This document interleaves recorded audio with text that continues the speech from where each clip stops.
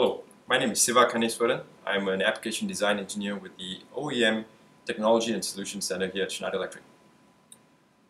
On the topic of intelligent pumping, on projects that we work on here at Schneider Electric related to pump control, it generally refers to the effective usage of data, whether it be from a drive or a pressure sensor, a flow meter, and analytics on that data, basically at the PLC level, as well as the presentation of that data via an HMI or some remote access means. The ultimate goal of intelligent pump control routines is to realize energy efficiencies and time savings that ultimately yield cost savings. So to illustrate one example of energy savings, the ability to collect and display energy data at the skid level is something that many of our customers find to be very useful and a good value proposition that they pass on to their customers. The way this works is if you were to provide one skid into a larger system, or if you were to provide 3 or 4 pump stations to a larger municipality, you're able to provide useful data about energy consumption at the skid level as opposed to having to tie into a larger legacy system inherently. The result from being able to do this is the end user is able to make more informed decisions about when to fill a tank, for instance, or how to utilize off-peak utility rates effectively.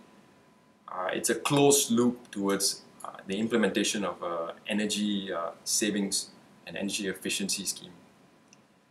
Moving on to time savings, a couple of examples. One would be on the development side and the other would be on the operational side. On the development side, for a control engineer, for a PLC programmer working on pump control systems, the ability to reuse pump control logic is a huge value. It saves time and it also allows for some level of standardization in systems that go out to the field.